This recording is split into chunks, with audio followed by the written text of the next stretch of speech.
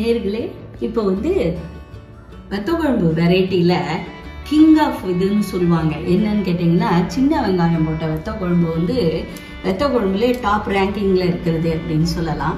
நிறைய தான்கள்லாம் போட்டு வத்தக்குழம்பு பண்ணுவோம். நான் இன்னைக்கு வந்து சின்ன வெங்காயம் கிடைச்சதுனால இந்த சின்ன வெங்காயத்தை வச்சு அருமையான நாக்கில் வந்து தேன் சொட்டுற மாதிரி இருக்கிற டேஸ்ட்டில் இருக்க மாதிரி நான் பண்ணி காட்டுறேன். இதே மாதிரி நீங்களும் வீட்டில் செஞ்சு பாருங்கள்.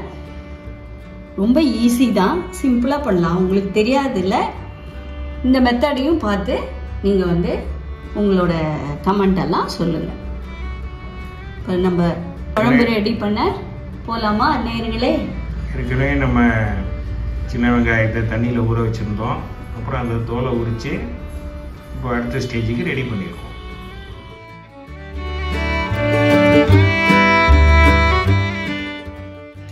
வழக்கம் போல் வெத்த குழம்புக்கு நல்லெண்ணெய் தான் பண்ணுவோம். இப்போ இதை நல்லெண்ணெயும் கொஞ்சம் தாராளமாக 3 to 4 ஸ்பூன் வந்து நல்லெண்ணெய் விட்டுருக்கேன். இந்த வெங்காயத்தை வதக்கிக்க போகிறோமா? ஆமாம், வெங்காயம் வதக்கி அதில் வந்து அந்த வதக்கும் போதே அது ஹைலைட் எப்படின்றத சொல்கிறேன். இதை தொடர்ந்து பார்த்துட்டு வந்தீங்கன்னா அந்த வெத்த குழம்பு எப்படி கன்சிஸ்டன்சியோடு வரத்துக்கு ஹைலைட்ஸு இப்போ நான் சொல்கிறேன். தேவையான அளவு கடுகு போட்டிருக்கேன். கடுகு வெடிக்க ஆரம்பித்த உடனே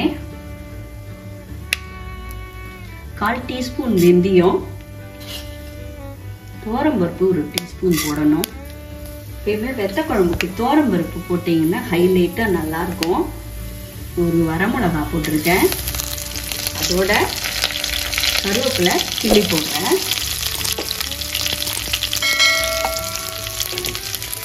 பருப்பு வந்து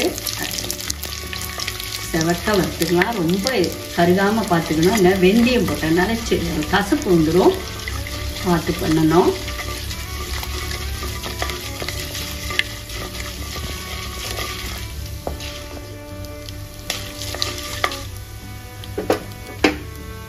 இப்போ சின்ன வெங்காயத்தை இதோட போடுறேன். இங்கே நான் தனியாக வெங்காயம் போட்டு வெத்த குழம்பு வெங்காயத்தோட முருங்காவும் போட்டு பண்ணலாம்.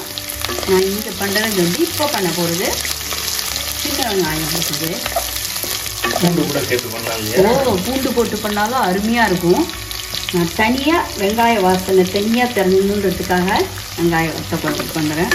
பூண்டு போட்டாலும் ரொம்ப அருமையாக இருக்கும். இன்னொரு பிடி கூட சாதம் கேட்கும் பூண்டு போட்டு அதோட பண்ணோம்னா. இப்போ பாருங்கள், கண்ணாடி மாதிரி அதை வதக்கிக்கிறோம். நல்லா இந்த வெங்காயம் நல்லா ஷைனிங்காக கண்ணாடி பல பலன்னு தெரியுது பாருங்க.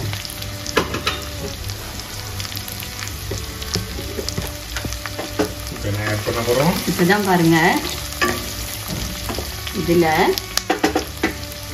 வீட்டில் பண்ண ஹோம்மேட் சாம்பார் பொடி அதை போடுறேன். காரத்துக்கு தகுந்த மாதிரி நீங்கள் போட்டுக்கோங்க. இது சின்ன ஸ்பூனாக இருக்குன்னா நான் இதை வந்து 3 ஸ்பூன் போட்டுக்கேன். உங்கவங்க அவாவா சௌரியப்படி காரத்துக்கு தகுந்த மாதிரி போட்டுக்கலாம். இதை வந்து வதக்கலாம். பார்த்தீங்களா, வதக்கும் போது இந்த வெங்காயமும் மிளகா பொடியும் கலந்து அது வதக்கும் போதே ஒரு வாசனை வருது பாருங்கள், ஜம்முன்னு வாசனை வரும். இதை ஒரு 2 நிமிஷம் அப்படி பெரட்டணும். எண்ணெய் பிரிஞ்சுட்டு அந்த மிளகா அப்படி தெரியுது பார்த்தீங்களா சாம்பார் பொடி. இப்போ வெத்த குழம்புக்கு யூஸ்வலாக எப்பயுமே பண்ணுற மாதிரி ஒரு எலுமிச்சம்பழம் சைஸு புளியை வந்து ஊற வச்சு கரைச்சி வச்சுருக்கேன். இப்போ இதில் நான் அதை ஆட் பண்ண போகிறேன்.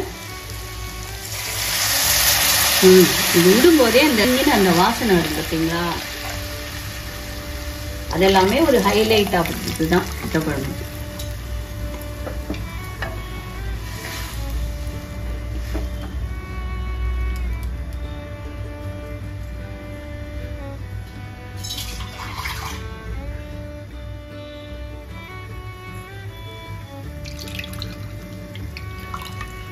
தேவைப்பட்டா ஒரு 1/4 டம்ளர் வாட்டர் போட்டுக்கலாம். இப்போ தேவையான அளவு உப்பு போட்டு கொதிக்க வச்சு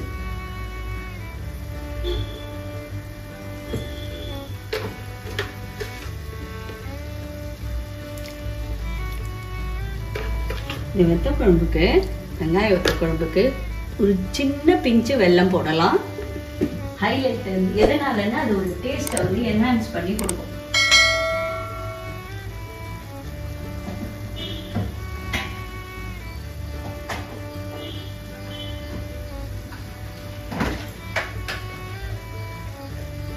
கொஞ்சமா போட்டது தெரியும். ஆமா, கொஞ்சோண்டு போட்டா போதும். போட்டது தெரியும். சில பேருக்கு திதிப்பு சுவை ஜாஸ்தியா தேவைப்படும்னா கொஞ்சம் கூட போட்டுக்கலாம். வெல்லம் போட்டா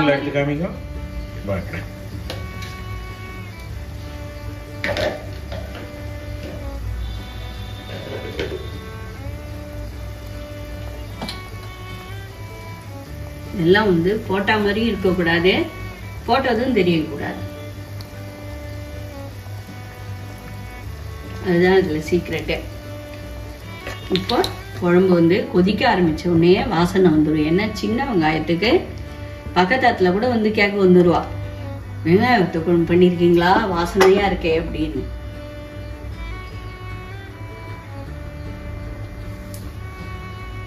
இதை நீங்க செஞ்சு பார்த்து நீங்களும் உங்க வீட்டுல பாராட்டு வாங்கிக்கலாம்.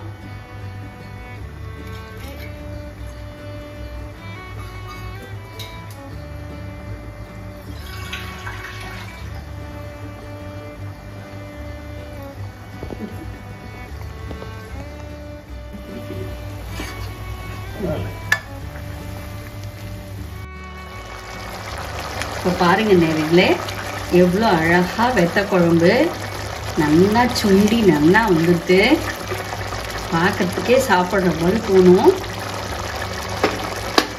இதுதான் முடிச்சு போயிடுது. இப்போ அடுப்பு ஆஃப் பண்ணிட்டு போகிறேன். இதை சாப்பிட்டு பார்த்துட்டு எப்படி இருக்கு டேஸ்ட்டுன்னு எனக்கு சொல்லுங்க நேயர்களே. Welcome to Lal bunking channel 1 2 3.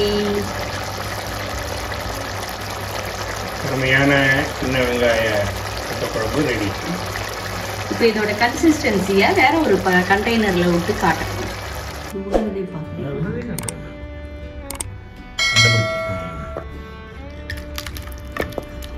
எவ்வளோ திக்கா வந்துருக்கு பார்த்தீங்களா?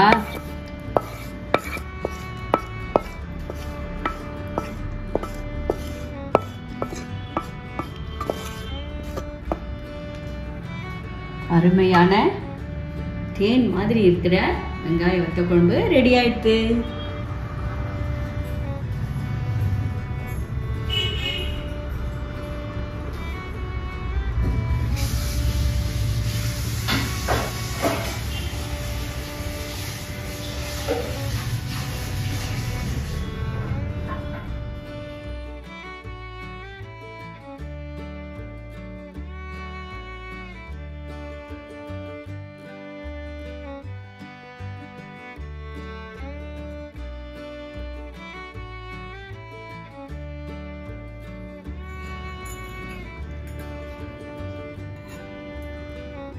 மேலே ஒரு 1 ஸ்பூன் நல்லெண்ணெயை அப்படின்ட்டு ஒரு டெக்கரேஷன் மாதிரி. அதான்